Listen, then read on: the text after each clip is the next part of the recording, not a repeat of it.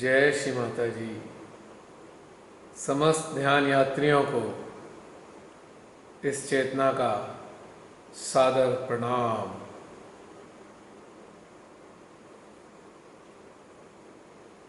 शुभारंभ होने जा रहा है आज की ध्यान व चिंतन यात्रा का। सभी यात्रीगण अपने अपने यंत्रों को सुव्यवस्थित कर लें और इस यात्रा पर चलने वाले अपने साथियों को अपने हृदय में आमंत्रित कर लें, जो चित्त चेतना मन व जागृति के रूप में हमारे अस्तित्व के साथ निरंतर बने रहते हैं। मध्य हृदय में श्री हृदयेश्वरी के श्री चरणों में हम नतमस्तक हो जाएंगे और साष्टांग प्रणाम करने के उपरांत कुछ देर के लिए श्री मां के ध्यान में हम उतर जाएंगे। उनकी ऊर्जा को, उनके चरणामृत को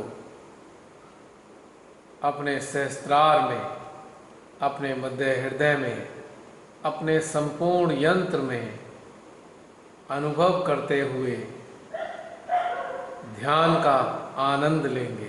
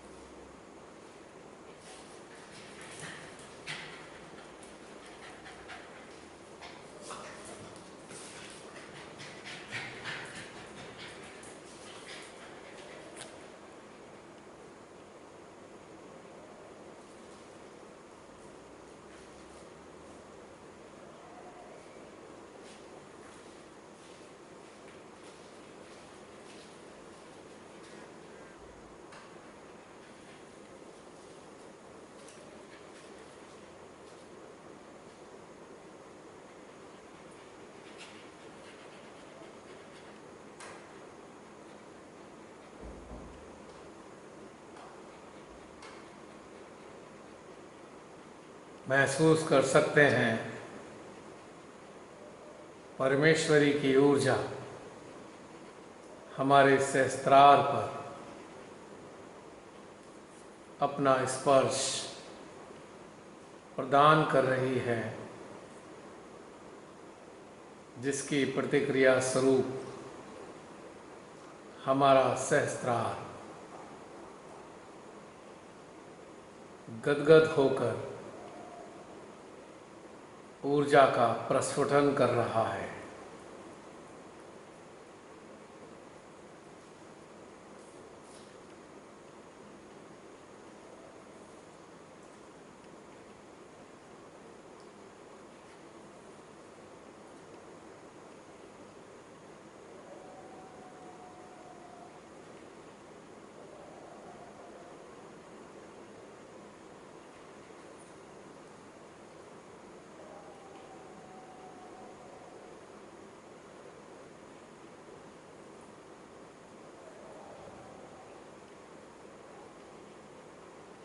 सहस्त्रार से रिस रिस कर परम ऊर्जा हमारे मध्य हृदय को आडोलित कर रही है।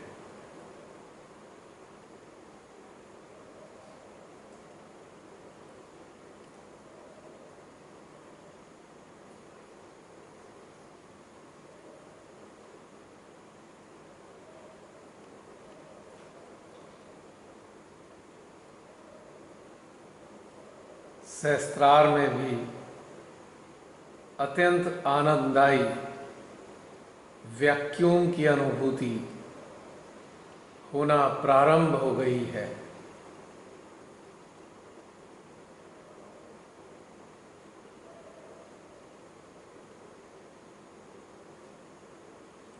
और इस सुखद वैक्यूम की जो दिशा है वो हमारे हमसा की ओर है।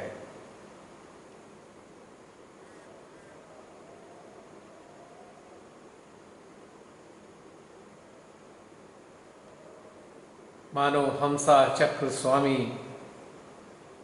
मां आदि शक्ति के प्रेम को अपने भीतर आत्मसात कर रहे हैं।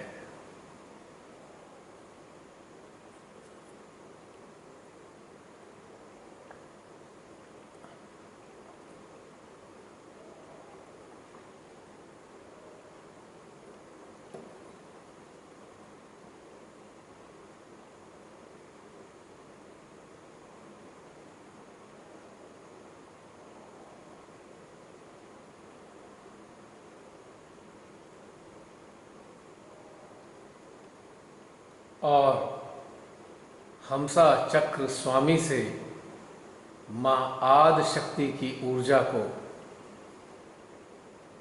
श्री राधा कृष्ण शोषित कर रहे हैं।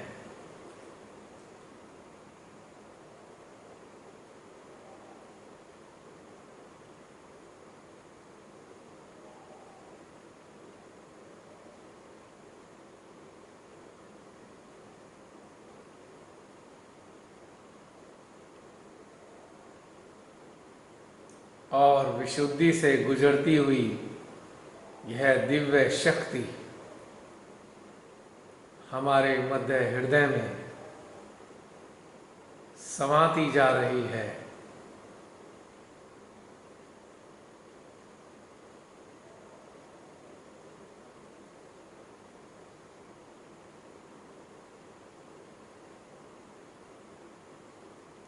और इस ऊर्जा को ग्रहण करते करते हमारा मध्य हृदय भी वैक्यूम को उत्पन्न कर रहा है।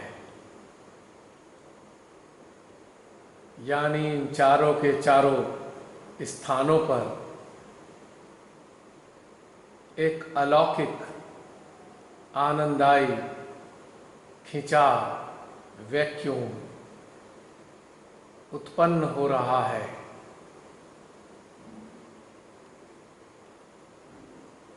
और इन खिंचावों वैक्यूम की अनुभूति में हमारी चेतना, हमारा अस्तित्व डूबता जा रहा है।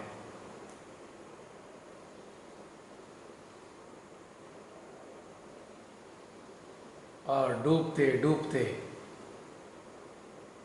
ऐसा प्रतीत हो रहा है हमारा आंतरिक सर्वत्र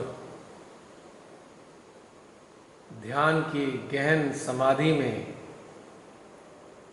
परिवर्तित होता जा रहा है।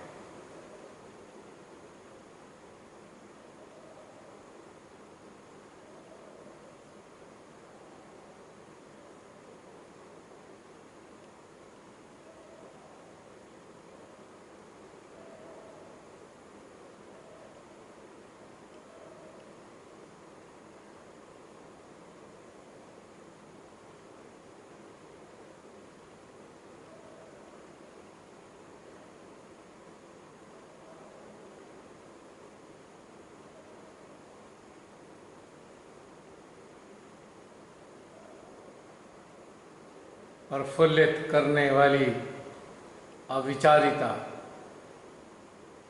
हमारी चेतना पटल पर छाती जा रही है।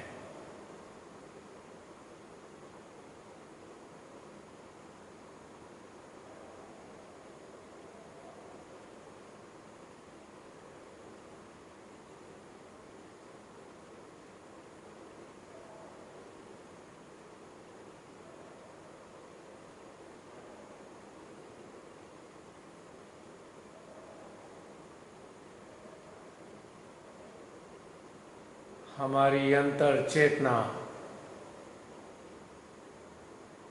शून्यता के सागर में गोते लगा रही है।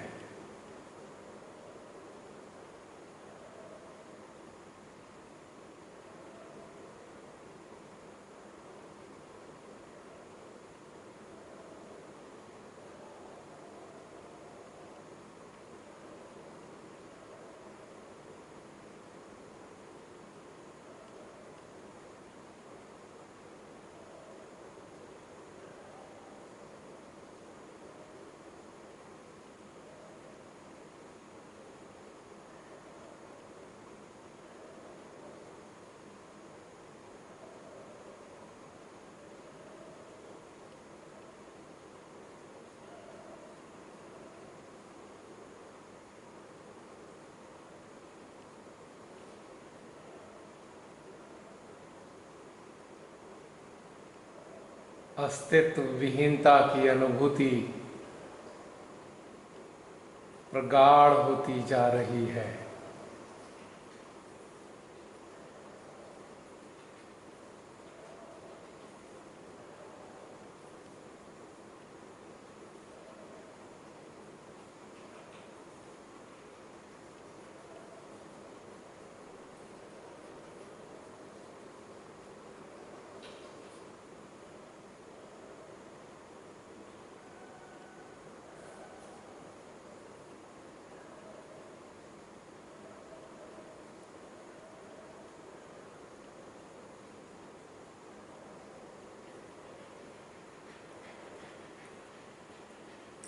ऐसा प्रतीत हो रहा है मानो हम ऊर्जा में परिवर्तित हो रहे हैं।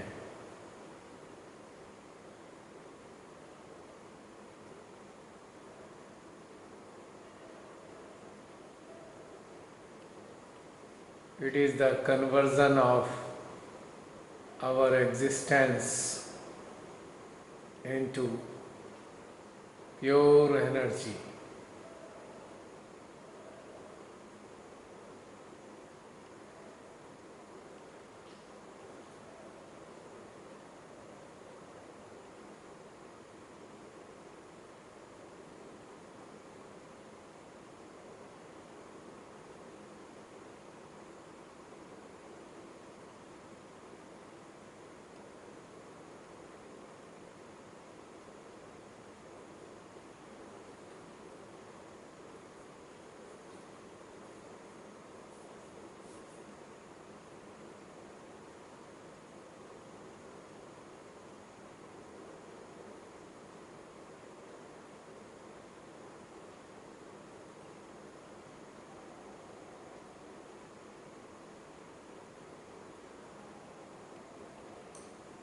हम ऊर्जा में परिवर्तित हो अपने स्वयं के चारों ओर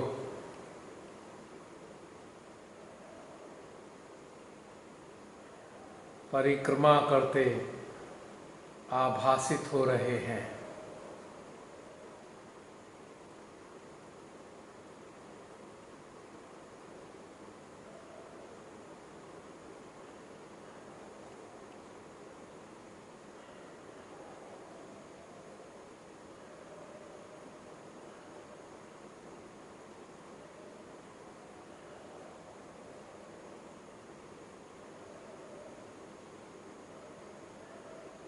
और परिक्रमा करते करते आकार रहित ऊर्जा स्वरूप में हम धीरे धीरे ऊपर की ओर उठ रहे हैं, जैसे कि अगरबत्ती का धुआं धीरे धीरे आकाश की ओर जाना प्रारंभ हो जाता है।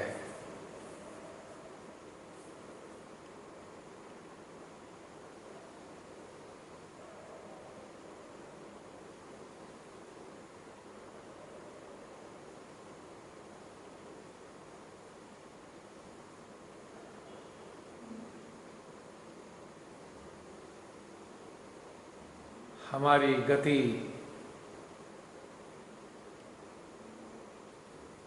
आकाश की ओर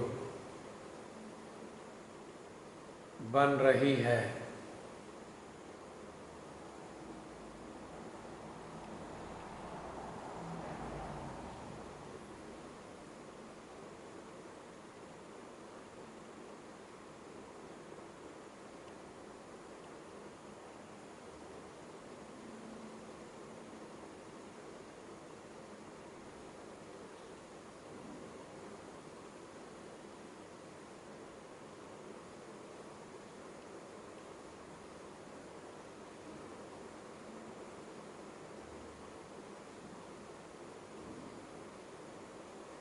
हमारा आकार रहित ऊर्जा अस्तित्व धीमे धीमे आकाश को पार कर रहा है और अंतरिक्ष की ओर अग्रसर है।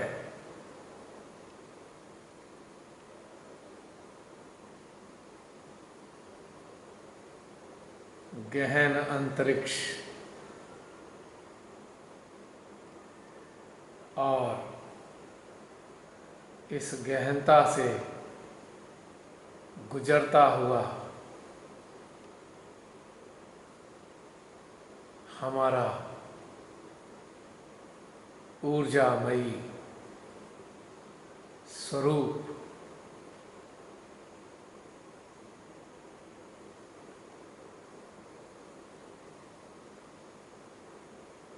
अंतरिक्ष को पार करना चाहता है और निरंतर अंतरिक्ष की गहनता में से गुजरता ही जा रहा है।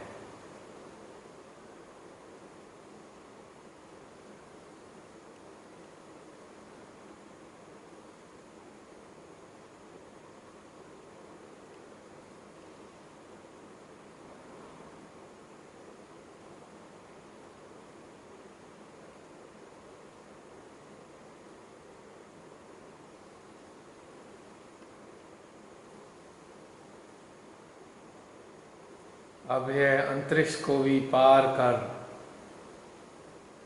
श्री पार ब्रह्म के श्री चरणों में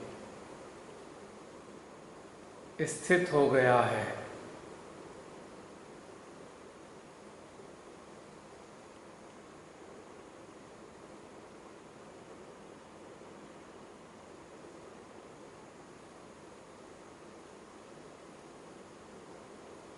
कुछ देर तक इसी अवस्था में हम उनके श्री चरणों का आनंद उठाएंगे अपने अरूप अवस्था में।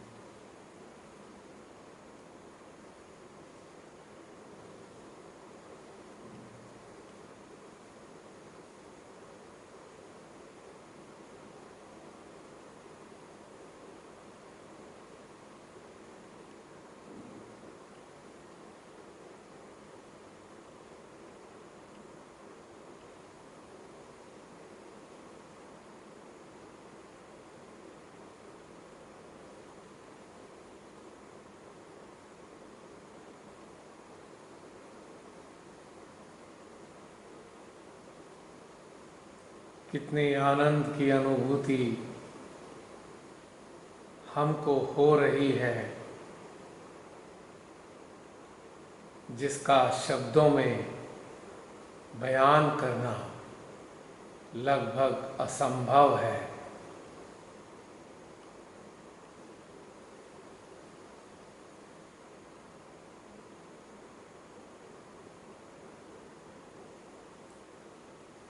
उनके श्री चरणों में स्थित होकर ऐसा अनुभव हो रहा है कि हम ही सदानंद के रूप में परिवर्तित हो चुके हैं।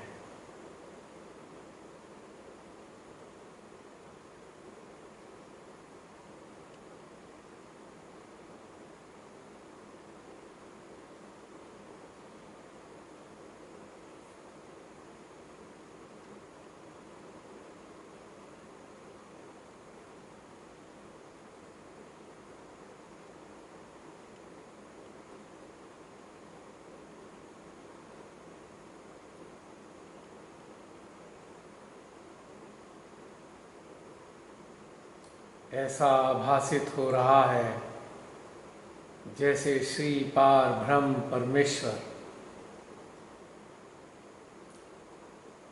हमारे सदानंद रूपी अस्तित्व को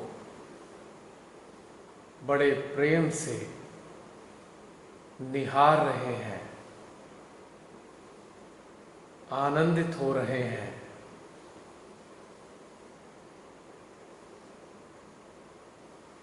और उन्होंने हमको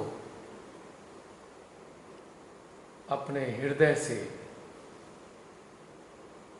जैसे लगा लिया है।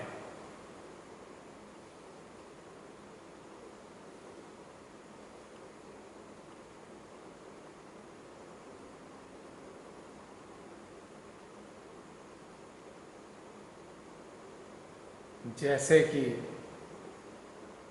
एक बहुत ही विशाल चुंबक से उसका एक छोटा सा कण चिपक जाता है, ठीक वैसे ही हमारा आकार रहित अस्तित्व उनके महाविराट निराकार अस्तित्व से एकाकार हो गया हो।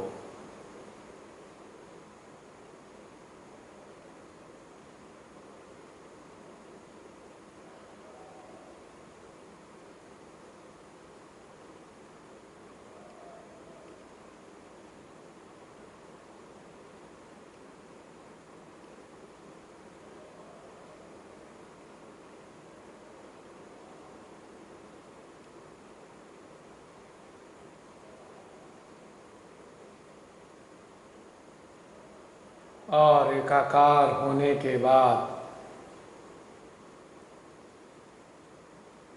हमारा आकार रहित अस्तित्व भी पूरी तरह से लुप्त हो गया है। हम उस महाविशाल अचेतन स्वरूप से एकाकार हो गए हैं, उसमें समा गए हैं, उसी का एक भाग बन गए हैं।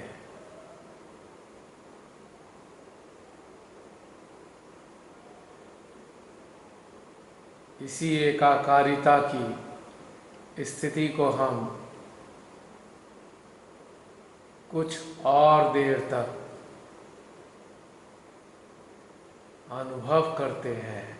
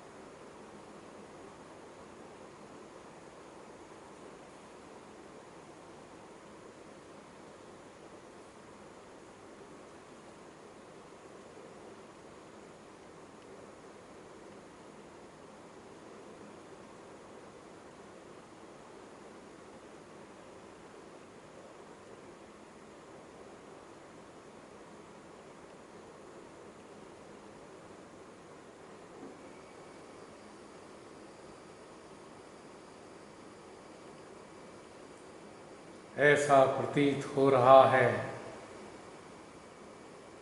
जैसे कि हम पूर्णतया समाप्त हो चुके हैं।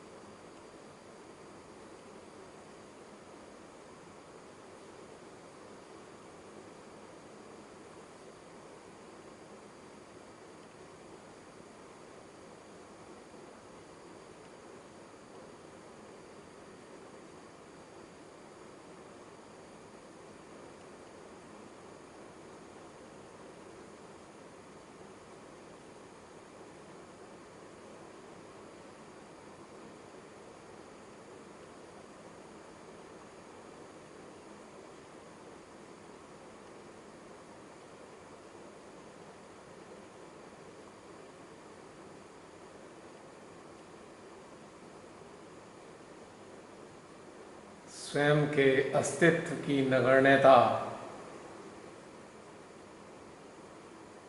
मुखर हो रही है।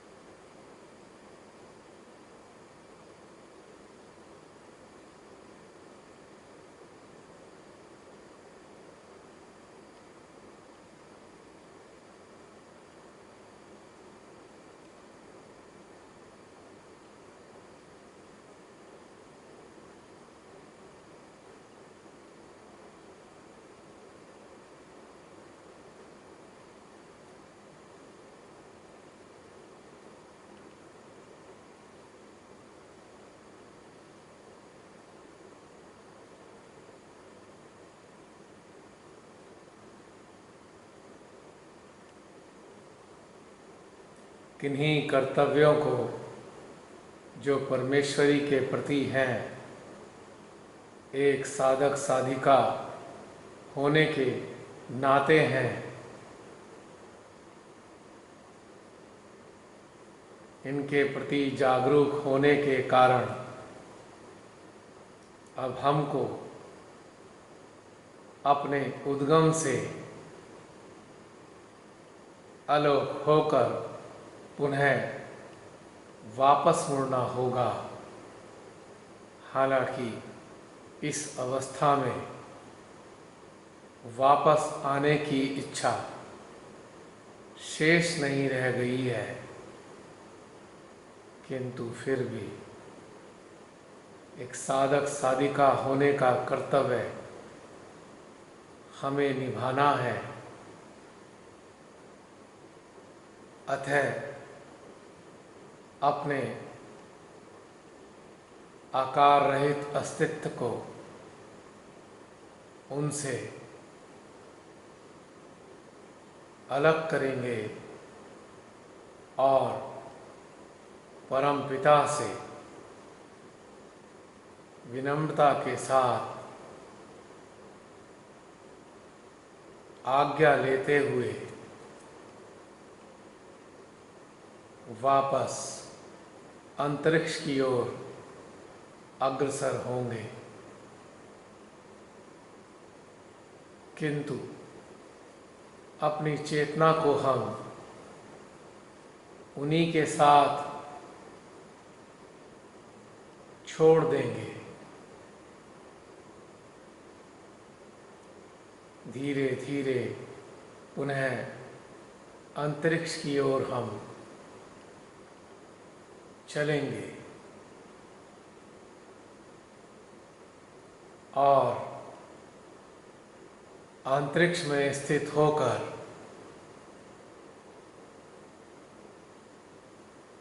श्री भैरव की निराकार ऊर्जा का आवाहन करेंगे।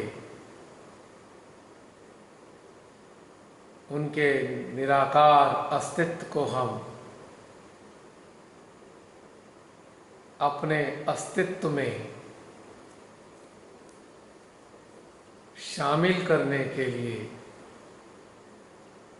प्रार्थना करेंगे।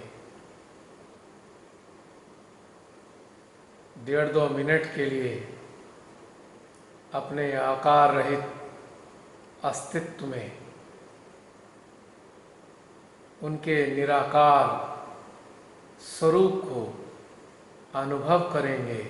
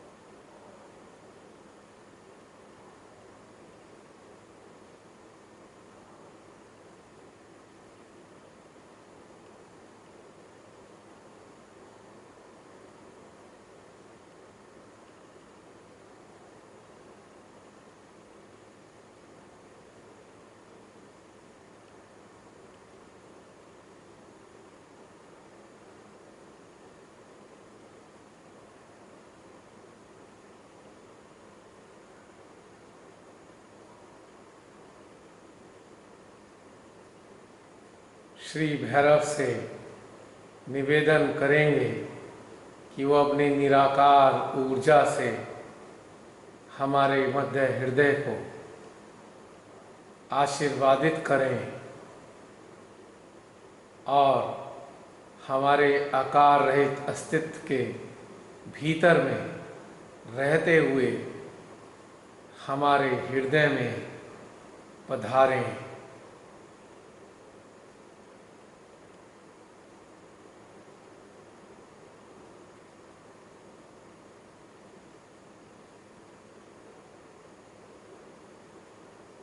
महसूस करेंगे उनका निराकार अस्तित्व हमारे आकार रहित अस्तित्व में समाकर धीरे धीरे अंतरिक्ष से हमारे सहस्त्रार की ओर आता जा रहा है।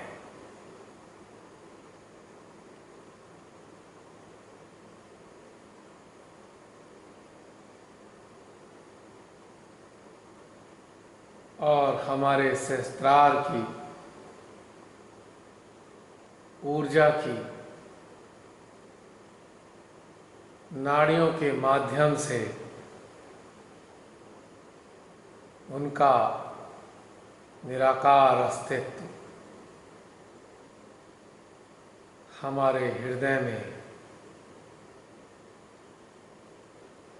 समाता जा रहा है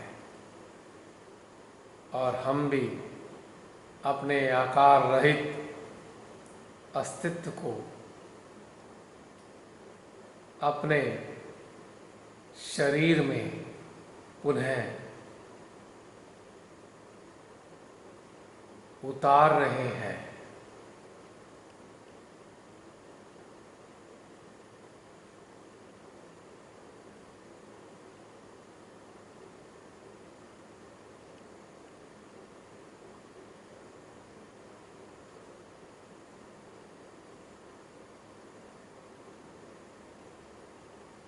कुछ देर तक अपने मध्य हृदय में श्री भैरव के निराकार अस्तित्व के साथ रहेंगे।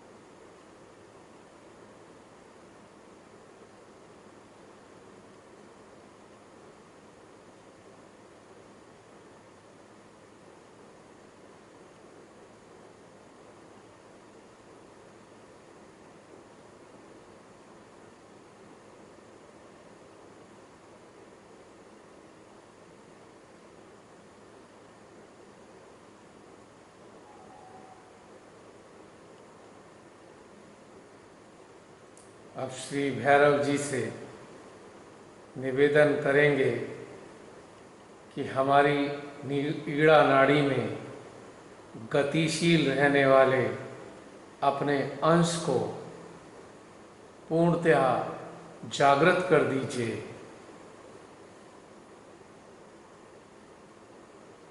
इस प्रार्थना के साथ उनके निराकार अस्तित्व की ऊर्जा को अपनी ईड़ा नाड़ी में प्रवाहित करेंगे और अपने चित्त का कनेक्शन हम जोड़ेंगे अपने लेफ्ट आज्ञा से और अपने हृदय की ऊर्जा को लेफ्ट आज्ञा में पहुंचाते हुए ईड़ा नाड़ी से जोड़ देंगे। श्री भैरव की निराकार ऊर्जा हमारे मध्य हृदय से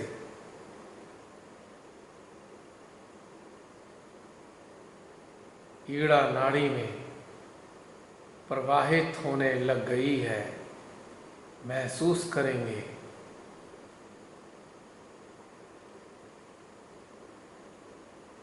अपने चित्त को लेफ्ट मूलाधार से लेफ्ट आज्ञा तक भ्रमण कराते हुए ईड़ा नाड़ी में श्री भैरव की ऊर्जा को प्रवाहित करते रहेंगे मिनट 2 मिनट के लिए।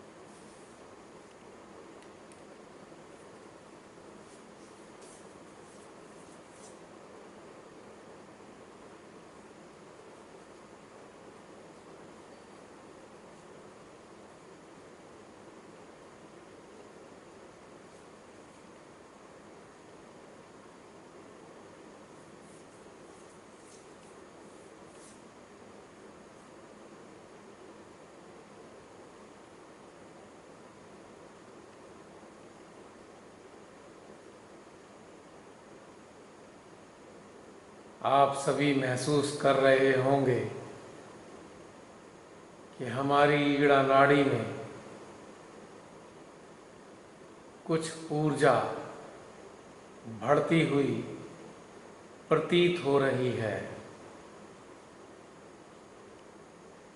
जिसकी प्रचीति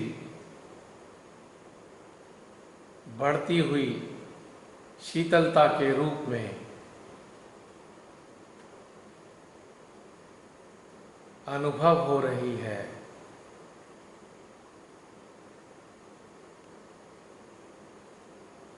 श्री भैरव जी ने अपनी निराकार ऊर्जा से हमारी नाड़ी के भीतर अपने अंश को जगा दिया है और अब वे उसका पोषण कर रहे हैं, जिसके परिणाम स्वरूप हमारी ईड़ा नाड़ी इस प्रकार के अनुभव प्रदान कर रही है।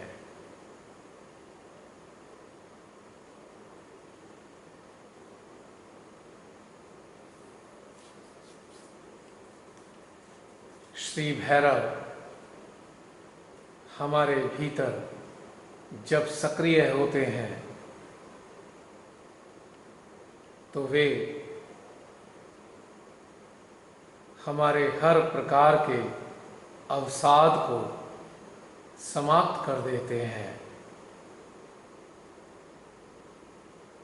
जब भी कभी जाने अनजाने में कुछ लेफ्ट साइडेड एलिमेंट हमारी चेतना को प्रभावित करने का प्रयास कर देते हैं, तो यही श्री भैरवनाथ तुरंत सक्रिय होकर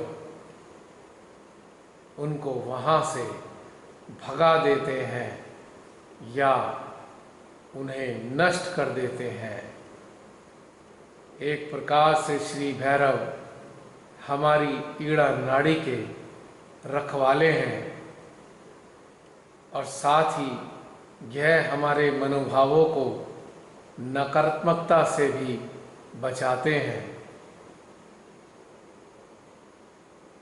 यही नहीं, यह बाह्य रूप में भी हमारी अक्सर मदद करते हैं। यदि कोई दुष्ट मानव, लोभी मानव, ईर्ष्यालु मानव हमारा अहित करने का ही सोचता है या हमको नुकसान पहुंचाने के लिए योजनाएं बनाता है, अथवा जिस स्थान पर हम रहते हैं उस स्थान पे आक्रमण करना चाहता है तो यही श्री भैरव उसकी अकल को खूब अच्छे से ठिकाने लगाते हैं। श्री माता जी बताती हैं, कई बार श्री भैरवनाथ जी लोगों के स्थानों की रक्षा करते हुए सुने गए हैं। जिन लोगों ने किसी को नुकसान पहुंचाना चाहा, श्री भैरवनाथ जी मानव रूप धरकर उनको पीटते भी हैं। ऐसा कुछ श्री माता जी ने बताया है और उनको कुछ सहजियों ने बताया था। उनके लेक्चर्स में ऐसे ही कुछ प्रकरण सुनने को मिले हैं। श्री भैरवनाथ जी हमारे मनोभावों की रक्षा करते हैं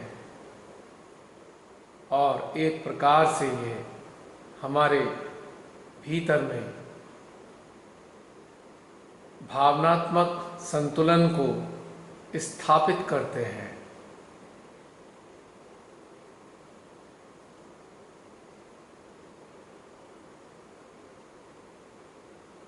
उनकी कृपा हम पर जब रहने लगती है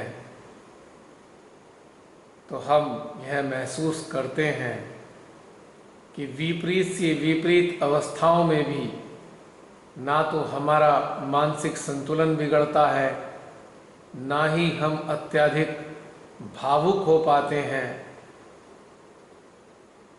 और हम आंतरिक रूप से आध्यात्मिकता के प्रति निरंतर जागरूक रहते हुए अपने जीवन का निर्वहन करते हैं। तो श्री भैरवनाथ जी हमारे अंतःकरण में हमको सबल बनाते हैं। हमारे विभिन्न प्रकार के पूर्व जीवनों से जनित भयों को समाप्त करते रहते हैं और हमारी बहुत सी नकारात्मक स्मृतियों को धूमिल करने का भी यही कार्य करते हैं। यह लेफ्ट मूलाधार से लेकर लेफ्ट आज्ञा तक निरंतर विचरण करते रहते हैं, यहाँ तक कि सामूहिक अवचेतन से यदा कदा आने वाले मृत वायरसेस को, विषाणुओं को भी ये मार भगाते हैं। एक प्रकार से ये हमारे रक्षक भी हैं। बायोलॉजिकल लेवल पे भी ये हमारी समय समय पर मदद करते रहते हैं। ऐसे श्री भैरवनाथ जी के प्रति हमको सदा कृतज्ञ रहना चाहिए और समय समय पर उनको अपने हृदय में आभासित करता रहना चाहिए।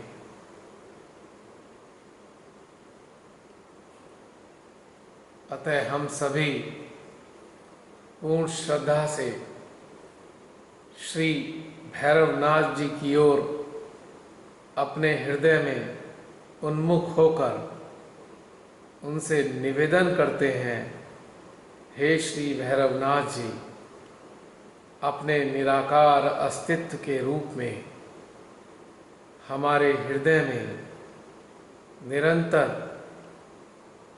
बने रहिए और श्री माँ के विशाल दरबार का हिस्सा बन हमारे हृदय को, हमारी चेतना को, हमारे अस्तित्व को निरंतर पोषित करते रहिए। अपने अनुग्रह से हमें आनंद प्रदान करते रहिए। हे श्री भैरवनाथ, आपको कोटि कोटि नमन, आपको कोटि कोटि नमन। इसी के साथ आज के ध्यान के अध्याय, यह यात्रा समाप्त होती है। जय श्री माता जी। अब चाहें तो आप वार्तालाप कर सकते हैं, यदि आपको अच्छा लगे तो।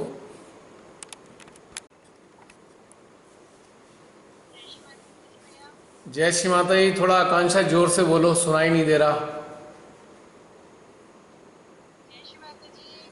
लगता है आवाज़ कम कर रखी है मैंने। जय श्री माता जी। हाँ, अब थोड़ी आवाज़ कम थी।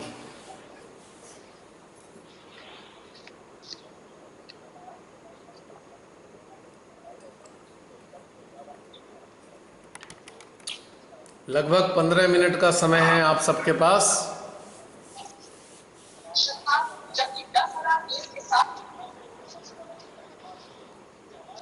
आप सबसे निवेदन है, यदि आप में से कुछ लोग अपने घर में वार्तालाप कर रहे हों तो अपने अपने माइक को बंद कर दीजिए, ताकि आपकी आवाज़ यहाँ पर ना आए और ना ही रिकॉर्ड हो।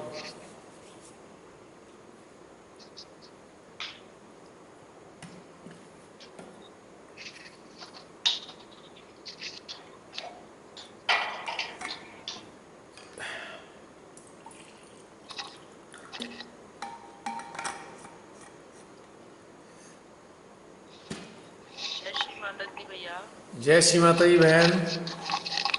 ये प्रचिति क्या होता है? प्रचिति का मतलब होता है प्रमाण, सर्टिफिकेशन। आपका वीडियो ऑफ है, ऑन कर लीजिए। हाँ जी। वीडियो क्लिक कर दीजिए, अपना वीडियो आइकन, तो आप दिखाई देने लगेंगे। हाँ जी।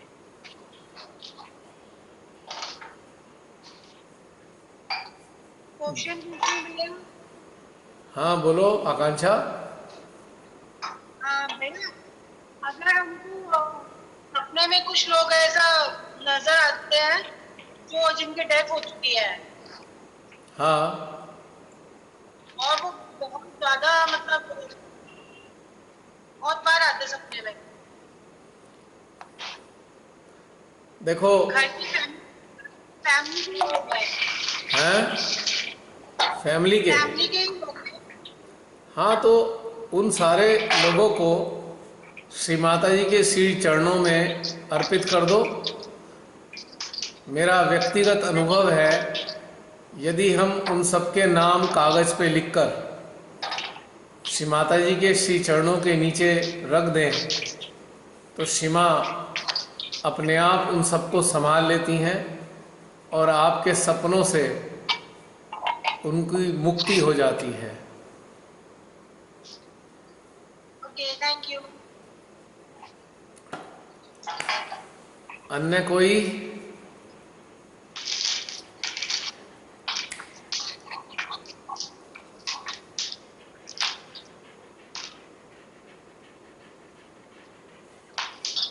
अन्य कोई कुछ कहना चाहते हैं?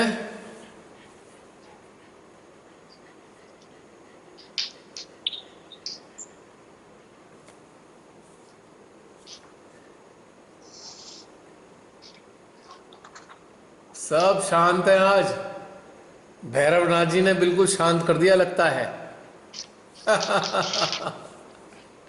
सेटिस्फाइड हो गए सब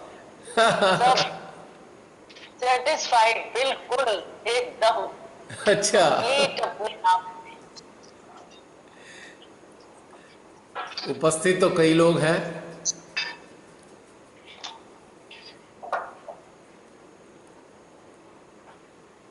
एक क्वेश्चन पूछना था भैया। हाँ पूछो। जैसे हमको अपने अस्तित्व में, जैसे हाँ आपने बोला था खिचड़ी अस्तित्व, हाँ। तो अगर हमको कुछ फील होता है इससे, तो अपने अस्तित्व में से कैसे बाहर निकालें? दोबारा बोलो, तुम्हारी आवाज़ ठीक नहीं आ रही। क्या बोला तुमने? ब्रेक हो रही है। हाँ, आकांक्षा की आवाज। आकांक्षा दोबारा बोलो, तुम्हारी आवाज़ क्लियर नहीं है। अच्छा ठीक है, अभी बोल रही हूँ, अभी आ रही है? अब आ रही है, दोबारा बोलो। अच्छा, जैसे हमको अपने अस्तित्व में कोई ऐसे अस्तित्व नजर आते हैं, महसूस होते हैं हाँ कि हमको लगता है कि हम ऐसे नहीं करते हैं, ये किसी और का ही कोई इफेक्ट है, हाँ। तो उसको कैसे अपने में से रिमूव कैसे करें, हटाएं कैसे? पहली बात तो ये धारणा जीरो करनी है कि हमारे अंदर किसी और का अस्तित्व है। ये बहुत भ्रामक सोच है कि हमारे अंदर किसी और का अस्तित्व है, क्योंकि हमने बहुत सारी बातें सुन रखी हैं, हमने बहुत सारी सूचनाएं अपने मन मस्तिष्क में संग्रहित कर रखी हैं। उसके कारण हमको ऐसा लगने लगता है कि कोई और हमारे अंदर है। जैसे ही आप इस धारणा को समाप्त कर दोगे, आपको ये लगना बिल्कुल भी बंद हो जाएगा, 100%। क्योंकि श्री माता जी से जो जुड़े लोग होते हैं, जो ध्यान में सहस्त्रार हार्ट में ऊर्जा को महसूस करते हैं, तो उनके भीतर कोई भी किसी भी प्रकार का नकारात्मक अस्तित्व एंटर ही नहीं कर सकता, लगभग असंभव है। लेकिन हमारी भ्रामक मान्यताओं के कारण वैचारिक स्तर पर, मानसिक स्तर पे हमको ऐसा लग सकता है, जो कि एकदम इल्यूशन है, भ्रम है। तो ऐसा कि ये सिर्फ एक थॉट है, है। ये सिर्फ एक सोची हुई सोच है बस। क्या बोल रही हो? समझ नहीं आ रही तुम्हारी आवाज़। ये एक भ्रामक सोच है, भ्रांति है। हाँ बिल्कुल, 100% भ्रांति है। इस भ्रांति को डस्टबिन में डाल देना चाहिए। अरे मेरे को तो एकदम कंफर्ट मिल गया आपके बताने से। बहुत से सहजी, क्या खिचड़ी तो बन गई है। बहुत से ऐसा सहजी खुद को कन्विंस कर लेते हैं कि हाँ हमारे अंदर कोई और है। तो ये एक इतनी हंसी आती है मुझे देखकर कि अरे भाई, माँ के रहते हुए कौन आएगा भाई तुम्हारे अंदर, किसकी इतनी मजाल है। हाँ, तुम खुद जबरदस्ती अपने आप को मानना शुरू कर दो, कोई इंसान, कोई सहजी जबरदस्ती ये मान लेना ही नहीं मेरे अंदर बहुत कुछ है, तो बस फिर तो उसका कोई इलाज नहीं है ना। अब जैसे आज हमारे पूरे विश्व में एक बहुत बड़े षड्यंत्र के तहत ये मीडिया के जरिए सारे लोगों का ब्रेन वॉश करते हुए ये घुसा दिया गया कि कोरोना आ जाएगा, डर के रहो। तो ऐसे पगला से गए लोग, डर के मारे थर थर कांपते हैं कोरोना के नाम पे। एक मच्छर की भी हैसियत नहीं है इस बेचारे इस वायरस की, और उसको मीडिया ने इतना भयंकर बना दिया, और पूरा माइंड सेट लोगों का बदल गया। सरकारों ने भी इसमें खूब योगदान किया, उल्टे सीधे मीडिया में प्रचार कर, दुनिया भर के लॉकडाउन कर, सारे देशों की इतना टेरराइज कर दिया लोगों को। तो लोग ऐसे हो गए, पता नहीं कोरोना ना हुआ, कोई बहुत भयंकर राक्षस आ गया हो। और इस कोरोना से बेचारा, मुझे तो लगता नहीं कोरोना के कारण खाली 1% लोग भी मरे हों। जितनी भी मृत्यु हुई है वो हर साल होने वाली मृत्यु जैसी ही है। उनका बस इतना हुआ है, सरकारों ने उन मृत्युओं को कोरोना के अकाउंट में चढ़ा दिया है। बस जैसे बैंक वाले गलती से या जानबूझकर आपके पैसे को किसी और के अकाउंट में चढ़ा दें, तो सारी की सारी मृत्यु जो बहुत सारे अन्य कारणों से हो रही हैं, कई किडनी फेलियर के कारण हो रही है, कि हार्ट अटैक के कारण हो रही है, क्या आपके समझ लीजिए शुगर के कारण हो रही है, सबको इन्होंने घोटा लगाकर कोरोना के अकाउंट में डाल दिया, क्योंकि एक बहुत बड़ा विश्वव्यापी षड्यंत्र है। आज नहीं तो कल ये सामने सिद्ध हो जाएगा। हमारे सामने तो सिद्ध हो चुका है बहुत पहले, और हमारा प्रयास भी रहे कि जो लोग जुड़े हैं उनको जागरूक करते रहें, भाई इससे डरने की कोई ज़रूरत नहीं है। इससे घातक तो और भी बहुत सारी बीमारियां हैं पहले से, जो 14 गुना ज़्यादा, 14-15 गुना ज़्यादा घातक हैं। टीबी का बैक्टीरिया इससे कम से कम 15 गुना 20 गुना ज़्यादा घातक है, और कम से कम 20 फीट से लग सकता है, तो 20-25 फीट से टीबी का बैक्टीरिया लग सकता है। एक बार में बहुत सारे लोगों को संक्रमित कर सकता है, और ये बेचारा कोरोना तो मात्र 2 लोगों तक को भी ढंग से संक्रमित नहीं कर पाता। ये संक्रमित ही करता है, इसके पास मारने की हैसियत नहीं है, क्योंकि हमारी शरीर की रोग निरोधक क्षमता इसको निष्क्रिय कर देती है।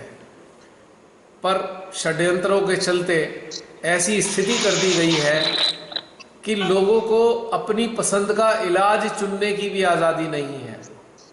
इलाज के नाम पर उल्टी सीधी जहरीली दवाएं शरीरों में डाली जा रही हैं, जिनके कारण लोगों की हार्ट बीट बढ़ जाती है, किसी को हार्ट अटैक आ जाता है, किसी की किडनी फेल हो जाती है। बहुत अफसोस की बात है कि बहुत बड़ा षड्यंत्र है, और हमारी तो श्रीमाता से प्रार्थना है इस सारे षड्यंत्र का भंडाफोड़ करें और मानव जाति को ऐसी दुष्टता से बचाएं। इतनी बड़ी दुष्टता मानव के इतिहास में कभी नहीं की गई है मानवों के द्वारा। लोभी, सत्ता लोभी मानव ऐसी दुष्टताओं को अंजाम दे रहे हैं, और श्री मां की शक्तियां इसको तहस नहस कर देंगी, ऐसे सभी लोगों को नेस्तनाबूद कर देंगी। बस कुछ काल ऐसा ही चल रहा है, जिसके कारण हम सबको भी बहुत कुछ इस काल से सीखना है। तो आकांक्षा, ये जो हम धारणा बनाते हैं यही हमारा नुकसान पहुंचाती है। जिसकी मृत्यु आई है वो आएगी, कारण कुछ भी बना दो, उसे दुनिया में कोई नहीं रोक सकता, और जिसकी मृत्यु का समय नहीं, उसका कभी हो नहीं सकता मृत्यु, तो डर डर के जीने से कोई फायदा नहीं। इसी प्रकार से इन प्रकार की धारणाओं को बाहर फेंकना चाहिए। इनका कोई मूल नहीं है हम सब के जीवनों में। ठीक है, और बताइए। जय श्री माता दी भैया। जय श्री माता दी आयशा। अपने कोरोना फोबिया के कारण भी बहुत लोगों की मृत्यु हो रही है। मैं कोरोना फोबिया। थोड़ा जोर से बोलो, स्पीक लाउडली। मैं पूरी अभी आपने कहा ना, तो भय के कारण भी बहुत लोगों की मृत्यु होती है। कोरोना फोबिया के कारण, कोरोना से तो बहुत कम लोगों की मृत्यु। और मुझे तो अफसोस ये हो रहा है, कोरोना के नाम पे करोड़ों मजदूरों के साथ अत्याचार हो रहा है, उनको भूखा मारा जा रहा है, उनकी हत्याएं की जा रही हैं अप्रत्यक्ष रूप में। वो बेचारे पैदल चलने को मजबूर हैं 1500-1500 किलोमीटर, और कभी कोई ट्रक से 20-25 लोग मर जाते हैं, कोई चलते चलते दम तोड़ देते हैं, किसी के बच्चे मर जाते हैं, कोई भूख से तड़प रहा होता है। बहुत बुरा हाल है, मतलब इतना ये देखा नहीं जा रहा, सच्चाई ये है। इतनी पीड़ा होती है मेरे हृदय को, ये महाषड्यंत्र। मैं तो हृदय से बद्दुआएं देता हूँ ऐसे महादुष्टों नराधमों को, जो अपने सत्ता के, पैसे के लोभ के चक्कर में इतने सामूहिक स्तर पर एक प्रकार से नरसंहार कर रहे हैं। ये नरसंहार ही तो है, जानबूझकर किया गया नरसंहार, किन्हीं उद्देश्यों की पूर्ति के लिए। रात दिन मेरे हृदय से ऐसे लोगों के लिए बद्दुआएं निकलती हैं, और मेरे हृदय उनको कभी भी क्षमा नहीं करना चाहते हैं। चाहे श्री माता जी ने कहा हो क्षमा करो, पर मेरा हृदय ऐसे लोगों को कभी क्षमा नहीं करना चाहता। श्री माता जी मुझे क्षमा करें। इतना आक्रोश है मेरे अंदर ऐसे दुष्टों के लिए। पूरा विश्वव्यापी दुष्ट हैं ये, जो लोगों को जानबूझकर षड्यंत्रों के तहत मार रहे हैं। बहुत दुख होता है ये। कभी पॉलिटिक्स के नाम पे मारे जा रहे हैं, कभी किसी नाम पे। इतने सारे करोड़ों मजदूर पैदल चल रहे हैं लगातार, उनके साथ अमानवीय व्यवहार हो रहा है हमारे देश में। कभी डिसइंफेक्टेंट उनको फेंक दिए जाते हैं उनके ऊपर, कभी उनको ऐसे ही ठेल दिया जाता है। एक तरफ कहा जा रहा है इन्फेक्शन हो जाएगा, कोरोना के संक्रमण से बचो, दूसरी तरफ ट्रकों में भूसे की तरह भरकर, गाड़ियों में भूसे की तरह भर भर कर वो बेचारे अपने घरों में जा रहे हैं। और कहीं कहीं तो उन्हें अपने घर भी जाने नहीं दिया जा रहा।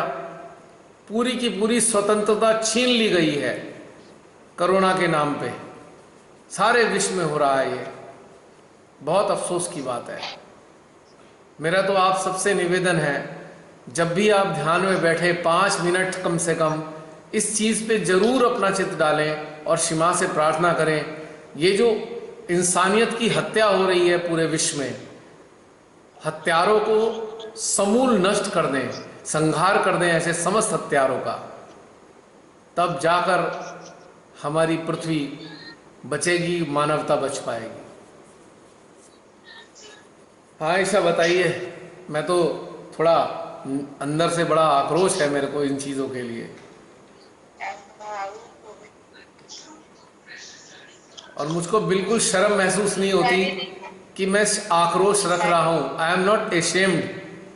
मुझको लगता है ऐसी चीज़ों के लिए हमारे हृदय में क्रोध धधकना चाहिए और आक्रोश होना चाहिए। आखिर हमें सहजी बनाया किस लिए गया है? भजन पे भांगड़ा करने के लिए, या केवल भजन गा गा कर लुत्फ उठाने के लिए, या केवल ध्यान में मदहोश होने के लिए? श्री मां ने कहा है आप लोग प्रहरी हो, सोल्जर हो, असत्य के खिलाफ आपको लड़ना होगा। तो बस मुझे इसलिए कोई शिकायत नहीं स्वयं से। हो सकता है बहुत से लोगों को मेरी बातें खराब लगें, पर नो प्रॉब्लम। जिनको लगती हैं उसके लिए मैं कुछ कर नहीं सकता, पर जैसा मेरा यंत्र है मैं अपने यंत्र को ऐसे ही एज इट इज स्वीकार करता हूँ। आई एम सॉरी मुझे ये सब कहना पड़ा।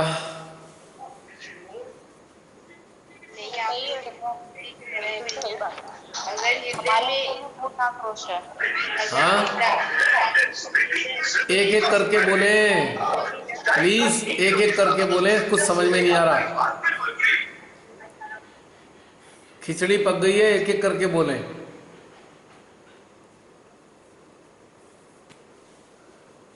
मैं बोल रही थी कि आप तो बिल्कुल सही बोल रहे थे। अगर इंसान के हृदय में थोड़ी सी संवेदनाएं, बाकी तो ये सारी स्थिति देखकर गुस्सा तो आएगा ही। हाँ, और मुझे अपने गुस्से के लिए बिल्कुल भी कोई पछतावा नहीं है। आई am not regretted for my anger. It must be, क्योंकि ये एंगर उचित है। Yes of course.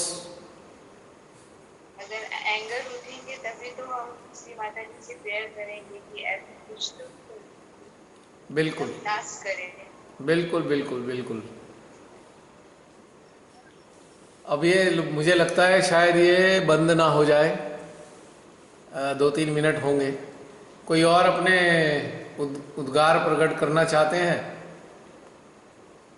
आप सबको क्या? भैया जय श्री माता जी। अर्चना भैया, हाँ बहन बताइए। मेरे अंदर तो आक्रोश के साथ साथ बहुत ज्यादा पीड़ा भी है। तो पीड़ा है तभी तो आक्रोश है। बिना पीड़ा के आक्रोश थोड़ी है। पीड़ा ही आधार है आक्रोश का। मानवता का हनन हो रहा है तो पीड़ा हो रही है जी। विरोधाभास है।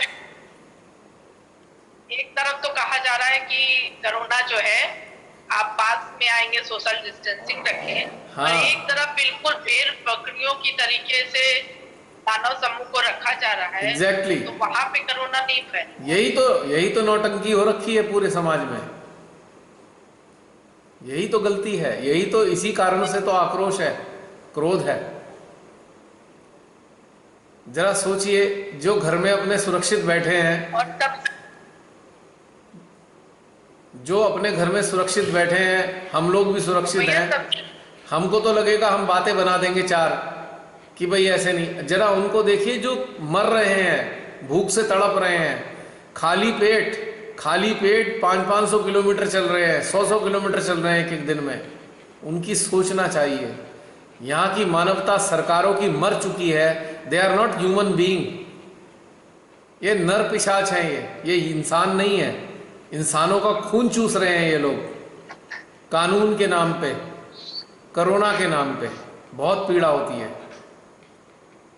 सबसे ज्यादा बेचारे भूखे प्यासे चल रहे हैं और उन पे लाठियां बरसाई जा रही हैं। बहुत बेरहमी से लाठियां पिटवाया जा रहा है, बहुत बेरहमी से। आप ये देखिएगा, इन लोगों के साथ किया गया अन्याय ऐसा कहर बरपाएगा ना, ऐसा कहर बरपाएगा, सदियों तक ये कहर याद रखेगा जमाना, इतना कहर होगा। हो गई है वो जो क्या चीज उसकी होती है। हाँ जी, वो बीच में कोई और आवाज आने लगी। और भैया सबसे ज्यादा हंसी तो तब आती है कि जो फेसबुक पर बैठ करके राजनीति करते हैं, जिन्हें दर्द नहीं दिखाई देता है, जिन्हें पीड़ा नहीं दिखाई दे रही है, और वो बैठ करके राजनीति करते हैं, तो और हंसी आती है। ऐसे लोग नर्क के दरवाजे पे खड़े हुए हैं, जो इन अमानवीय लोगों का साथ दे रहे हैं, नर्क के दरवाजे पे हैं। और इनकी जिंदगी में ऐसे ऐसे नर्क आने वाले हैं जिनकी इन्होंने कल्पना भी नहीं की होगी। आप देखिएगा, निश्चित रूप ये से। एक चीज कहना चाह रहे हैं जी, ये एक कहना चाह रहा है, हाँ। जो 1 महीने से हम लोग कर रहे हैं ध्यान सामूहिक रूप से, तो एक चीज मैंने महसूस करी है कि जो हंसा चक्र है वो हाँ जी। पहले इतना रिस्पॉन्स नहीं देता था, अब ये बहुत ज्यादा रिस्पॉन्स एक्टिव हो रहा है ना, ऊर्जा मिल रही है ना इसको, अब ये एक्टिव हो रहा है। हंसा चक्र तो एक्टिव होना ही चाहिए। अब तो इतना ज्यादा खिंचाव होता है उसमें। आज जैसे हंसा चक्र में बहुत ज्यादा खिंचाव आ रहा था, जैसे कल जो ध्यान था, तो कल मैंने महसूस किया जो ध्यान था उसमें हृदय में लग रहा था कि ज्वाला की तरीके से रोशनी निकल रही है। और आज जो था, जो ध्यान था, उसमें हंसा चक्र बहुत ज्यादा रिस्पॉन्स दे रहा था। हाँ बहन, इसमें हमारे जो मुख्य चक्र हैं वो बहुत अच्छे से सक्रिय हो रहे हैं। आप में से बहुत सारे लोग इसका अनुभव कर रहे होंगे कि ये सारे के सारे इम्पोर्टेंट चक्रास जो बहुत मुख्य हैं, ये सब सक्रिय हो रहे हैं, जिसके परिणाम स्वरूप आपको विभिन्न प्रकार की ऊर्जामयी अनुभूतियाँ हो रही हैं।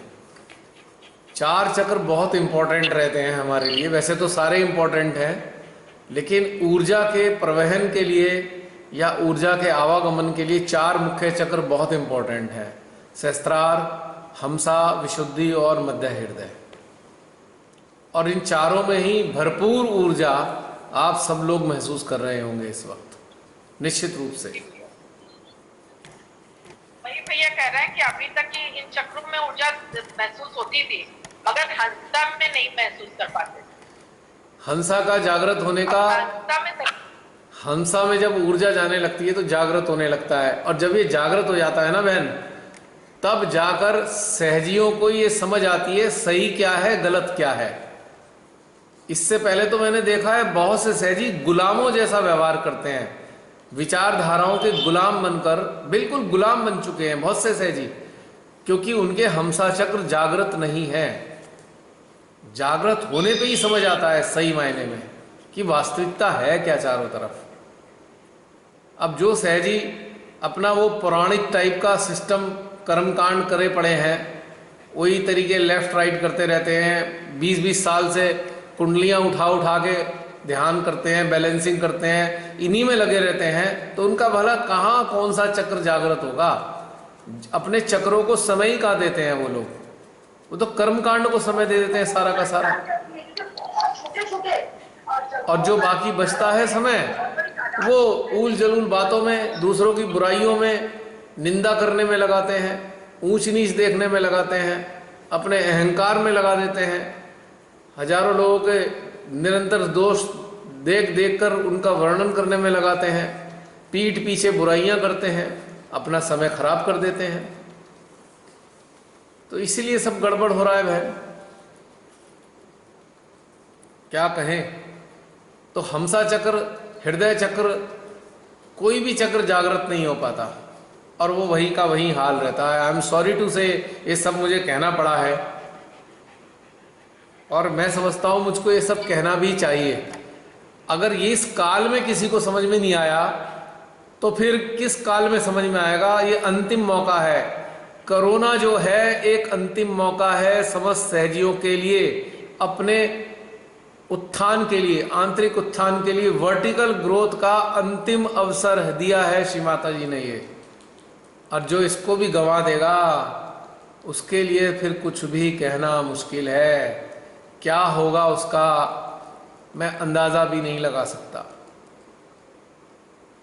तो ये सबको समझना चाहिए निश्चित रूप से। किसी को अपना एक मिनट भी व्यर्थ नहीं करना चाहिए आजकल, एक मिनट भी व्यर्थ। ये बहुत ही इंपॉर्टेंट टाइम चल रहा है, बहुत इंपॉर्टेंट है वर्टिकल ग्रोथ के लिए। हॉरिजॉन्टल ग्रोथ का काम छोड़ देना चाहिए इस वक्त।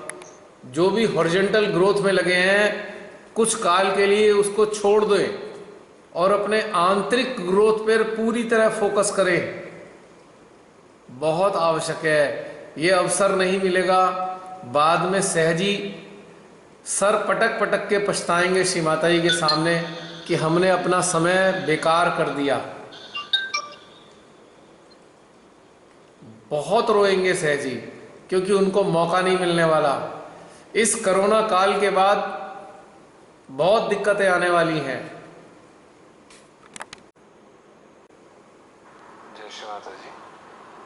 ये आज की ध्यान यात्रा की शुरुआत जो सेंट्रल हार्ट से शुरू किया, तो सेंट्रल हार्ट पे बेहद ही खूबसूरत खिंचाव थे, किंतु सहस्रार चक्र और हंसा चक्र पे घूमते हुए एनर्जी के फ्लो को महसूस किया। उसके पश्चात ध्यान जब आगे बढ़ा और अपनी अस्तित्व विलीनता की ओर धीरे धीरे प्रकटीकरण का स्पष्ट होता चला गया, तो मैंने अपने लेफ्ट विशुद्धि पर जैसे चक्रवात घूमता है ना, उस तरह से वाइब्रेशंस को ऊपर से नीचे की ओर घूमते हुए महसूस किया। लेकिन सुखद जो है गहरा खिंचाव के लक्षण थे, लेकिन स्मूथिंग ऐसा जैसे गुदगुदाहट पर हो, लेफ्ट विशुद्धि पर मैंने महसूस किया उसको। और उसके पश्चात ध्यान की यात्रा जब अनंत अंतरिक्ष से उसको जोड़ा, तो अनंत अंतरिक्ष में बैठते हुए जैसे अपने चित्त को अनंत अंतरिक्ष में स्थापित किया और उसकी प्रतिकृति को अपने सहस्रार और सेंट्रल हार्ट में फील करने की कोशिश करी, तो धीरे धीरे हल्कापन महसूस हुआ। ऐसे लगा कि उसमें अस्तित्व विलीनता की स्थिति पूर्ण रूप से प्रकट हो चुकी हो, और धीरे धीरे बिल्कुल समाहित हो गया। पूर्ण चेतना जो है अंतरिक्ष में व्याप्त हो गए, विलीन हो गई, अस्तित्वहीनता की स्थिति प्रकट हुई, जिससे लगा मैं हूँ ही नहीं, इस प्रकार से। और जैसे फिर नीचे की ओर अपनी चेतना को आज भैरवनाथ जी की शक्तियों के साथ जोड़ा और सेंट्रल हार्ट पर उसकी फील करते हुए ध्यान की आगे बढ़ा, तो मुझे लेफ्ट मेरी आज्ञा पर बहुत ही स्मूथिंग जो है वाइब्रेशंस के फ्लो महसूस हो रहे थे। केवल लेफ्ट आज्ञा पर प्रार्थना किया जा रहा था कि भैरवनाथ जी की शक्तियों को, उनके आशीर्वाद को मेरे सर्कुलर सिस्टम पर महसूस हो, और लेकिन मेरे लेफ्ट आज्ञा पर वो प्रकटीकरण हो रहे थे और बिल्कुल शांतता हृदय से लेकर पूरे सेंट्रल हार्ट से लेकर अपने सहस्रार चक्र के 2-3 इंच ऊपर तक ऐसे लग रहा था कि पूरा फ्लो बना हुआ हो। बहुत अच्छे अनुभव आज थे। जय श्री राम।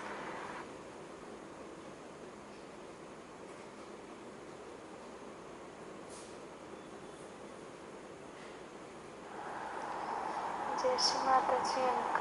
अंकल आपसे एक क्वेश्चन पूछना था कि जो आज का ध्यान हुआ था 8:30 वाला जूम मीटिंग ऐप पर, अंकल उसमें आपने कहा था कि जो मजदूर हैं, जो वर्कर्स हैं, इनको जानबूझकर मरवाया जा रहा है। और अंकल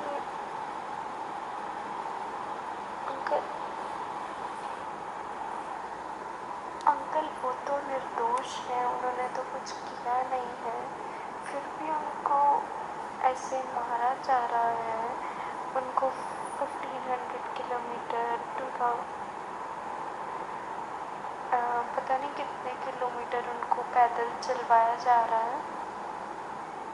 इससे रिलेटेड अंकल ध्यान भी होता है और सब चित्त भी डालते हैं इस चीज़ पर, लेकिन हम सब ने हमेशा सुना है कि कभी भी किसी भी अच्छे इंसान के ऊपर कुछ भी बुरा नहीं होता है। उसके साथ कभी भी भगवान कुछ भी गलत नहीं होने देते हैं। लेकिन अंकल, और सिर्फ कोरोना वायरस से रिलेटेड ही नहीं, बल्कि हमारे देश में बहुत से जो निर्दोष लोग हैं उनके ऊपर भी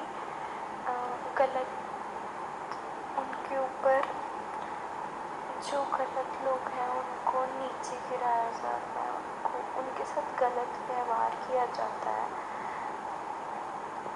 लेकिन हम सब ने तो सुना है कि कभी भी भगवान जो है किसी भी सही पर्सन के साथ कुछ भी गलत नहीं होने देते अंकल। तो फिर ये ऐसा बार बार क्यों हो रहा है कि गलत पर्सन्स को जो सही पर्सन्स हैं उनके साथ इतना गलत क्यों हो रहा है अंकल? जितना मुझे समझ आता है कि जितना भी मुझे दिमाग से समझ आता है, जितना भी मैंने श्री माता जी के लेक्चर से सुना है, उससे मुझे ये समझ आता है कि मनुष्य को जो है पूर्ण रूप से स्वतंत्रता है, तो वो जो भी करना चाहता है वो करता है पहले, लेकिन फिर बाद में जो गॉड होते हैं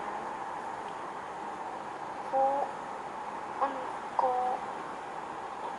कैसे भी करके उनके गलत काम को रोकते हैं या उनको तबाह कर देते हैं। लेकिन अंकल, जो निर्दोष लोग हैं जिन्होंने कुछ नहीं किया, फिर उनके साथ ऐसा कैसे बुरा हो रहा है और कैसे वो लोगों को ऐसे कोई मार सकता है? जय श्री माता जी।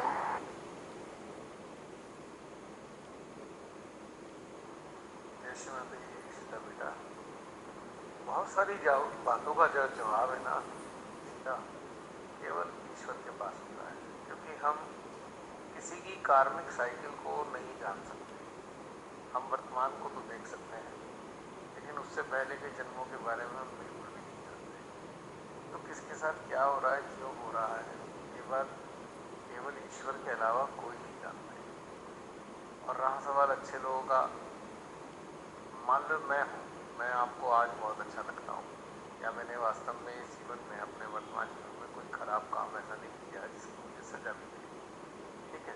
किंतु हो सकता है मैं पूरे जीवन में ऐसा कुछ घटनाक्रम करके आया हूँ जिसके कारण मेरे साथ तो बहुत सारी ऐसी चीज़ें हो रही हैं।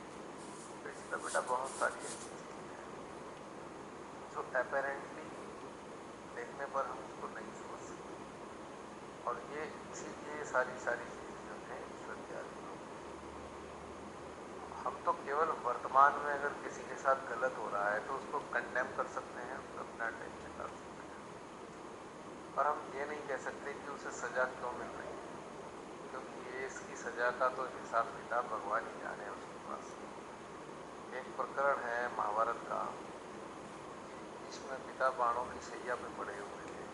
श्री कृष्ण जी रोज उनसे मिलने जाते थे, काफ़ी दिन आते जाते हो गए थे। तो एक दिन इसमें पिता से रहा नहीं गया। उन्होंने पूछा, कृष्ण से पूछा, हे कृष्ण ये बताओ, मैंने पिछले 10 जन्म में कोई ऐसा काम नहीं किया जिसके कारण मुझे सज़ा प्राप्त हुई, तो आपकी किस बात की सज़ा मिली जो मैं बाणों की सज़ा पर हुआ? तो श्री कृष्ण ने कहा, ईश्वर पिता, अब से 98 जन्म पूर्व आप एक राजा थे, आप जंगल में शिकार करने गए थे, आपने जो बाण चलाया वो आपके शिकार को मेहनत कर एक सारस को लग गया था। वो 18 घंटे तक बबूल के कांटों पर देखता रहा, पड़ा रहा, बिगड़ा में रहा। तो 98 जन्म के बाद में आपकी आज उसकी जो परिणाम मिला है वो 18 दिन तक बाणों की शैया पे रहने का मिला है परिणाम। इसलिए ये पूर्ण जीवन के घटनाक्रम नहीं जानते कब कैसे घटित हो जाए। जय श्री माता जी। अंकल फिर हम चित्त क्यों डालते हैं, जबकि सब कुछ तो गॉड के द्वारा फिक्स्ड है कि जो भी कोई गलत काम करेगा उसको कभी ना कभी उस गलत काम पर उसको कभी ना कभी तो सज़ा मिलेगी ही मिलेगी। इतना तो श्री माता जी ने हमें अपने लेक्चर्स में कहा है, भाई ये हमारी ड्यूटी है, हमें रिस्पॉन्सिबिलिटी है और हमें अच्छी तरह से इस रिस्पॉन्सिबिलिटी को समझाना चाहिए, इस रिस्पॉन्सिबिलिटी को निभाना चाहिए और इसी से ही देश का कल्याण हो सकता है। और इसीलिए मैं इस धरती पर श्री माता जी आई हैं। उन्होंने कहा है कि अगर मेरे से हो जाता खाली तो ये सब कार्य तो मैं आप सबको इकट्ठा क्यों करती। तो आप लोगों को ये चित्त डालना है सभी के ऊपर ताकि सब कुछ ठीक हो जाए। तो हमारी एक ड्यूटी है, एक रिस्पॉन्सिबिलिटी है, लेकिन इस ड्यूटी और रिस्पॉन्सिबिलिटी के पीछे कोई कारण तो होगा। जैसे कि हम मनी अर्न करते हैं, पैसा कमाते हैं ताकि हम अपना पेट भर सकें, खाना खा सकें। तो मनी अर्न करने के पीछे भी एक कारण है। तो जो हमारी ये ड्यूटी और रिस्पॉन्सिबिलिटी है ये कार्य करने की, इसके पीछे भी तो एक कारण होगा कि ये क्यों कर रहे हैं। हम कहते हैं कि जो भी कोई गलत काम कर रहा है उनको तबाह कर देना चाहिए, और जो भी कोई अच्छे काम कर रहे हैं भाई उनके ऊपर कोई गलत काम ना हो, वो निर्दोष हैं और जो निर्दोष है वो बच जाए। जबकि जो अच्छे कर्म कर रहे हैं इस जन्म में, उनके साथ जो गलत काम हो रहा है वो तो उनके पिछले जन्म के कर्म स्वरूप हो रहा है ना। और जो गलत काम कर रहे हैं इस जन्म में उनको कभी ना कभी उसको भुगतना पड़ेगा। तो फिर चित्त क्यों डाल रहे हैं इस ड्यूटी और रिस्पॉन्सिबिलिटी के पीछे का कारण क्या है? या फिर ये भी हमें भगवान के ऊपर ही छोड़ देना चाहिए इसका आंसर भी, क्योंकि हमारी इतनी क्षमता नहीं है कि हम ये जान सकें।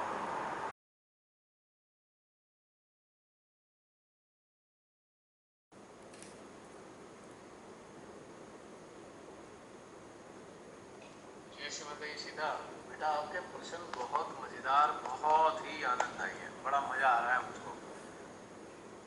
एक्चुअली क्या है कि जो मुझको बहुत सारी चीज़ें नहीं पता होंगी, निश्चित रूप से भगवान की सारी चीज़ें हम नहीं जान सकते क्योंकि हमारा अवेयरनेस लेवल इतना बढ़िया नहीं है। लेकिन जितना भी हम जान पाएंगे, ख़ासतौर से मेरे भीतर में जो अनुभव होता है वो ये है कि हम मानव, दोबारा ध्यान से सुन सुनना, हम मानव परमात्मा की जो रचना है, क्रिएशन है, जैसे उन्होंने बहुत सारी चीज़ें बनाई हैं, हमारे अलावा अन्य प्राणी बनाए हैं, हमारे अतिरिक्त अन्य मानव भी बनाए हैं, और ईश्वर के बीच की हम एक कड़ी है, मतलब एक चेन का पार्ट है, हम एक कड़ी है उसका। अगर हम जागृत हैं तो हमारा क्या काम होता है कि जो भी इस रचना में नकारात्मक हो रहा है, और नकारात्मक कैसे है, जो हमारी अंतरात्मा को स्वीकार नहीं है, जो हमारी अंतरात्मा के मुताबिक गलत है, उन सबको ठीक करने के लिए परमात्मा से प्रार्थना करें। और हम एनलाइटेड है, और जो मैसेजेस परमात्मा के हमारे भीतर हृदय में आते हैं उस सबके साथ मिलके शेयर करें। आम स्थिति में परमात्मा ने जो अपनी रचना बनाई है उसका सारा कार्यभार, यानी कि अर्थ के ऊपर, धरती के ऊपर जो रचना है उसका जो कार्यभार है वो दिया है माता प्रकृति को और 9 के 9 ग्रहों को, और विशेष तौर से इसे मानव के लिए बनाया है। 5 एलिमेंट्स भी दिए हैं उन्होंने, 5 एलिमेंट्स, नेचर, और उसके बाद आपके जो 9 के 9 ग्रह हैं वो बेसिकली ऐसे मानवों के लिए हैं जो मानव अपने अहंकार में आकर टेरेस पास कर जाएगा, जो ईश्वरीय मर्यादाएं हैं, ईश्वरीय सिस्टम है, उनको बाईपास कर देगा और अपनी अपनी चलाते हुए राक्षसत्व की तरफ चला जाएगा। तो ये सारे सिस्टम एक्टिवेट हो जाते हैं और वो उसको रोकने के लिए, इसको डिस्ट्रॉय करने के लिए एक्टिव हो जाते हैं। और ये व्यवस्था उन्होंने हमारे अंदर ही की हुई है। अनेकों प्रकार के जो डायनामाइट्स हैं हमारे अंदर लगाए हैं, अनेकों बैक्टीरिया के रूप में, जो स्लीपिंग स्टेट में बैक्टीरियाज हैं। जैसे कि एक बैक्टीरिया कैंसर का है, वो भी हमारे अंदर रहता है। एक बैक्टीरिया गैंग्रीन का है, वो भी हमारे अंदर रहता है। एक बैक्टीरिया सेप्टिक का है, वो भी हमारे अंदर रहता है। फिर चक्रास है, चक्रास के साथ डेटीज हैं। अगर वो उल्टे सीधे काम करता है, मनुष्य प्रकृति परमात्मा के विरोध में जाता है, तो ये सारे एक्टिव हो जाते हैं और धीरे धीरे उसको डिस्ट्रॉय करना शुरू कर देते हैं। अब ये तो एक व्यवस्था आंतरिक है ही, साथ में जो जागृत मानव है उसको परमात्मा ने अपने जैसे भावों वाला बनाया है। An enlighten person is just like god. जैसे वो गॉड सोचते हैं अपनी रचना के लिए, वैसा ही वो भी उस रचना के लिए सोचता है। जैसे परमात्मा में करुणा होती है, दया होती है, कंपैशन होता है, लव होता है, तो उस मानव के भीतर भी वो सारी चीज़ें होती हैं। तो out of that compassion, out of love, out of क्या कहना चाहिए, अवेकनिंग, वो परमात्मा से प्रार्थना भी करता है और अटेंशन भी डालता है खराब चीज़ों पे। क्योंकि जो मानव बिल्कुल खराब कर रहा है उससे प्राकृतिक शक्तियाँ बहुत नाराज हो जाएंगी, और प्राकृतिक शक्तियाँ यदि नष्ट करने पे आएंगी तो ऐसे लोग भी जिन्होंने ऐसा कुछ नहीं किया है, यानी कहते हैं ना, गेहूं के साथ घुन भी पिस जाता है। जब चक्की चलती है तो गेहूं पीसने के लिए चलती है, लेकिन यदि उसके अंदर घुन है, कीड़े हैं, वो भी पिस जाते हैं। तो क्योंकि वो डिस्क्रीट नहीं करती, यानी कि जो डिवाइन पावर्स हैं, जैसे कि एलिमेंट्री पावर्स हैं, वो भेदभाव नहीं कर पाएंगी। वो तो पूरे एरिया में अगर भूकंप आएगा तो फिर वो आएगा, बहुत कुछ तबाह होगा। हाँ, कुछ एनलाइटेंड पर्सन को बचाने की व्यवस्था होगी, लेकिन जो एनलाइटेंड नहीं है लेकिन वो अच्छे हैं, वो भी कहीं ना कहीं काल कवलित हो जाते हैं। भूकंप आता है तो वो इंडिविजुअल लोगों को ऐसे नहीं बचाएगा। जो जागृत होंगे, उस जागृत लोगों के शस्त्रार के साथ में वो डिवाइन पावर्स जुड़ी होंगी, वो एक बार को प्रोटेक्ट कर लेंगी। जैसे लातूर वगैरह में, कच्छ में भूकंप आए पास्ट में, तो श्री माता जी ने स्वयं ही बताया था कि लातूर में जो सेंटर था वो बच गया, उसके चारों तरफ खाई बन गई, लेकिन वो टूटा नहीं। तो एलिमेंट सहायता तो करते हैं, पर वो अगर ऐसे लोग सारे जनता के बीच में भी रहते हैं, अलग अलग भी रहते हैं, तो नुकसान उनको भी उठाना पड़ता है, भले ही उनकी जान ना जाए। तो यहाँ पे डिस्क्रिशन पावर दी है ईश्वर ने जागृत मनुष्य के पास, कि मनुष्य ये महसूस करे कि ये जो है पापी है, यानी कि ये जो है मानवता के खिलाफ कर रहा है और ये मानवता का सहयोग कर रहा है। तो उसके भीतर की प्रार्थना भगवान सुनेंगे और फिर अपना निर्णय देंगे। तो हम जागृत लोग परमात्मा और उनकी रचना की बीच की कड़ी हैं और हम अपना कर्तव्य पालन कर रहे हैं। और परमात्मा हमसे भी क्या देखते हैं जानते हैं? परमात्मा हमसे ये आशा रखते हैं कि हम ये सब घटनाक्रमों को देखते हुए हम क्या करते हैं, हमारा क्या कर्तव्य है। श्री माता जी की शक्तियाँ स्वयं ही कार्य करती हैं, किंतु उसमें हम भी शामिल हैं। तो श्री माता जी हमारे हृदय के भावों को भी देखती हैं कि हमारे भाव किस प्रकार से कार्य करते हैं, हमारे अंदर क्या आ रहा है। तो हम अपने उन्हीं फीलिंग्स के आधार पे श्री माता जी से कम्युनिकेट करते हैं, या तो उनको डर करने के लिए प्रार्थना करते हैं या उनको बचाने के लिए प्रार्थना करते हैं। और जैसे कि आपने पिछले एपिसोड्स में देखा होगा कि भाई जो अंदर से आता है, प्रार्थना आती है, उस पर शक्तियाँ कार्य अक्सर करती हैं, क्योंकि भगवान जो है, जैसे श्री महादेव हैं, श्री माता जी ने बताया श्री महादेव एकदम निरीक्षित है और रचना की है माँ आदिशक्ति ने। तो माँ आदिशक्ति की सीमा से पार जो भी चीज़ चली जाएगी तो श्री महादेव के पास आती है। और उनके पास क्या है, अगर रचना गड़बड़ हो गई है तो पूरी की पूरी रचना को तबाह कर दो। यानी कि अगर हम ये कहें कि हम इसे इस तरीके से लें, मान लीजिए इस क्या कहते हैं, इस हमारे भारत देश में एक शहर में बहुत गंदगी कर रहे हैं लोग, तो महादेव एक शहर को बचाने वाले नहीं, वो तो पूरा का पूरा देश तबाह कर देते हैं। उनका रोष इतना होता है, उनका क्रोध इतना होता है, वो डिस्क्रिमिनेट नहीं करते, भेदभाव नहीं करते हैं, वो तो बस तबाह कर दिया, रचना ही खत्म कर दी। लेकिन माँ करुणामयी है, उनके अंश है उनके भीतर में, तो उनको बचाने के लिए माँ के हृदय हमेशा तड़पता रहता है। इसीलिए उन्होंने अपने एनलाइटेंड पर्सन्स बनाए, एनलाइटेंड ह्यूमंस को पैदा किया, उनके अंदर सामर्थ्य दिया, शक्ति दी, ताकि वो प्रार्थना के जरिए भोलेनाथ को ऐसा करने से एक तरीके से कहें कि अपनी करुणा वहाँ तक पहुँचाएं, मानवता के प्रति जो संवेदनशीलता है परमात्मा तक पहुँचाए, ताकि वो तबाही ना कर दें। उनको इस रचना से कोई लेना देना नहीं है, क्योंकि रचनाकार माँ आदिशक्ति है।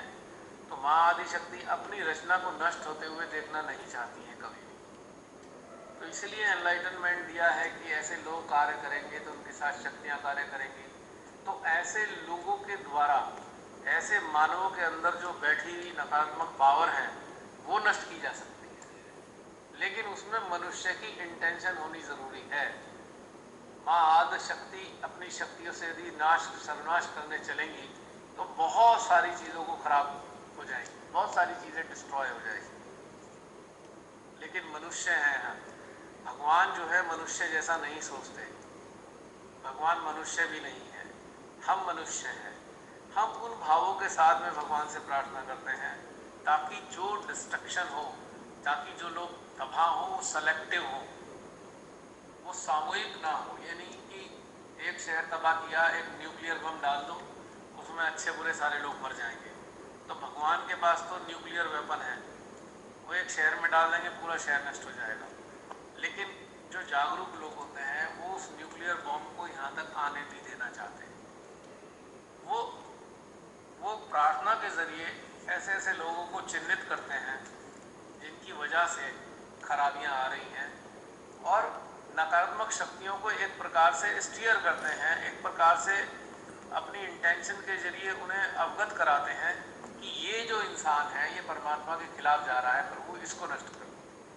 तो इसीलिए ये जो सिद्धांत है क्रिएशन और डिस्ट्रक्शन का, ये थोड़ा सा कॉम्प्लिकेटेड है समझने के लिए, किंतु ऐसा नहीं है कि समझ नहीं आता है पूरी तरीके से। बस इसमें हमारा रोल ये होता है कि हमारा जो आंतरिक जो डिस्क्रिशन होता है एनलाइटन होने के बाद में, उसके आधार पे जो शक्तियां हैं माँ की, वो छांट कर लोगों को डिस्ट्रॉय करेंगी। लेकिन महादेव अगर एक्टिवेट हो जाते हैं तो सारा का सारा डिस्ट्रक्शन हो जाता है। वो डिस्क्रिमिनेटिंग नहीं है, वो भेदभाव नहीं करते, वो कहते हैं अच्छा मैं पूरा ही क्षेत्र तबाह कर देता हूँ। तो ये थोड़ा सा डिफरेंस है। होपफुली तुम्हें थोड़ा बहुत समझ में आया होगा। बेटा इसको मैं एक बात और कहना चाहूँगा कि मेंटल लेवल पे हम इसको नहीं समझ सकते पूरी तरह से। इसके लिए हमें अपनी अवेयरनेस को उन्नत करना होगा।